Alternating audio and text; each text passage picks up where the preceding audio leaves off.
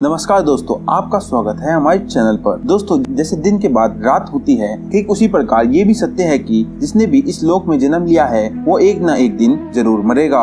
अर्थात अगर पृथ्वी लोक पर कोई सबसे बड़ा सत्य है तो वो है मौत। फिर भी कुछ लोग ऐसे होते हैं जो इस सच्चाई को स्वीकार करना नहीं चाहते। खैर, आप सभी लोगों ने देखा होगा कि हिंदू धर्म में मृत्यु के बाद शव को जलाया जाता है। साथ ही आप लोगों ने ये भी देखा होगा कि अगर किसी की मृत्यु सूरज डूबने के बाद होती है तो उसका देह संस्कार अगले दिन किया जाता है, रात को नहीं। ऐसे में आपने गौर किया होगा कि किसी परिवार में अगर किसी की मृत्यु शाम के बाद होती है तो उसके शव को अकेला नहीं छोड़ा जाता। परंतु दोस्तों, क्या आप जानते हैं शव को रात में अकेला क्यों नहीं छोड़ा जाता?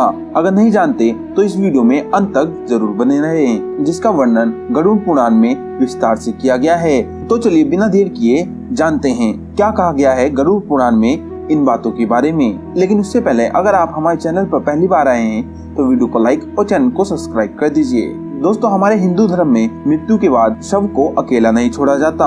ये बताने से पहले हम आपको बता देते हैं कि कब कब और किन परिस्थितियों में शव का अंतिम संस्कार नहीं किया जाता या फिर कुछ समय के लिए टाल दिया जाता है। दोस्तों, आपको सबसे पहले बता दें कि हिंदू धर्म में अगर किसी की मृत्यु सूरज डूबने के बाद होती है तो उसके शव को रात भर घर पर ही रखा जाता है और अगले दिन सुबह ही उसका देह संस्कार किया जाता है। इसके अलावा अगर किसी की मृत्यु पंचक समय में होती है तो उसके शव को भी कुछ समय के लिए घर पर रखा जाता है और जब पंचक काल खत्म होता है उसके बाद ही देह संस्कार किया जाता है। क्योंकि गरुड़ पुराण में बताया गया है कि अगर सूरज डूबने के बाद या पंचक समय में किसी मृत शरीर का दाह संस्कार किया जाए तो उसे मोक्ष की प्राप्ति नहीं होती। इसलिए अगर कोई रात में मर जाए तो ऐसी स्थिति में लाश को लेकर शमशान घाट नहीं जाते और लाश को घर पे ही रखा जाता है। सुबह होने का इंतजार किया जाता है। ऐसे में मृत शरीर को एक भी पल के लिए अकेला नहीं छोड़ा जाता और कोई न कोई व्यक्ति हमेशा रखवाली के लिए मौजूद रहता है। मृत शरीर को अकेला नहीं छोड़ने का सबसे बड़ा कारण है कि अगर शव को अकेला छोड़ दिया जाए तो हो सकता है कि कुत्ते बिल्ली जैसे जानवर उसे नोच खाएं। और गरुड़ पुराण की माने तो ऐसे में मृत आत्मा को थोड़ी देर के लिए यमलोक जैसी यातनाएं सहनी पड़ती है। साथ ही ऐसा भी माना जाता है कि अगर शव को अकेला छोड़ दिया जाए तो उससे गंध आने लगती है। ऐसे में जरूरी होता है कि वहाँ पर कोई न कोई व्यक्ति बैठा रहे, धूप या अगरबत्ती शव के चारों तरफ जलाता रहे ताकि शव से आने वाली दुर्गंध चारों ओर न फैले।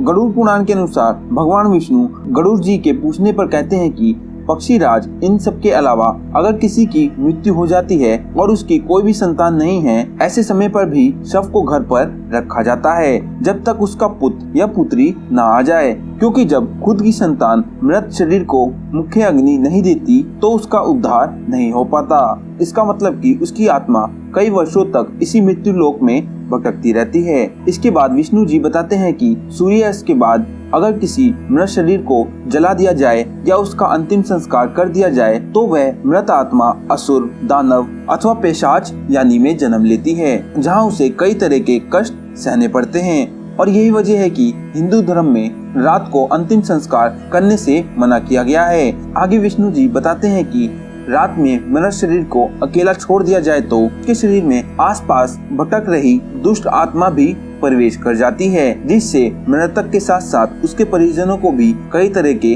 कष्ट भोगने पड़ते हैं। साथ ही ये भी बता दे कि शव को अकेला इसलिए भी नहीं छोड़ा जाता क्योंकि मरे हुए आदमी की आत्मा वहीं पर भटकती रहती है और वह अपने परिजनों को देखती रहती है। कहा जाता है कि इंसान की मौत के बाद शरीर आत्मा से खाली हो जाती है। इसी वजह से उस मृत शरीर में बुरी आत्मा का साया अपना अधिकार जमा सकता है और यही वजह है दोस्तों कि रात में शव को अकेला नहीं छोड़ा जाता और कोई न कोई इसकी रखवाली करता रहता है।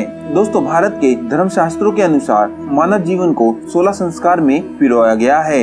इसके अंतर्गत पहला संस्कार गर्भधारण संस्कार है, जिसके कारण मानव शरीर की प्रक्रिया प्रारंभ होती है। इसी तरह दूसरे सभी संस्कारों को बढ़ती उम्र के मुताबिक पूरा करता हुआ मानव जीवन 16 संस्कार यानी कि अंतिम संस्कार की ओर बढ़ता है और आत्मा के शरीर त्याग करने के साथ ही अंतिम संस्कार किया जाता है।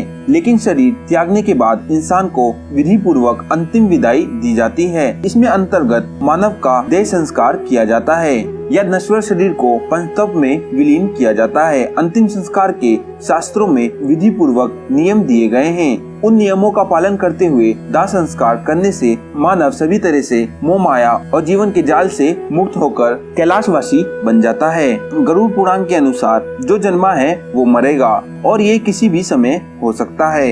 ये बस परम पिता परमेश्वर के हाथ में है। लेकिन उसका अंतिम संस्कार या अंतिम विदाई केवल दिन के समय सूरज उगने के बाद और सूरज डूबने से पहले किया जाता है। सूर्य अस्त के बाद यानी कि रात में मृत्यु होने पर अंतिम संस्कार के लिए सूर्य उदय का इंतजार करना चाहिए।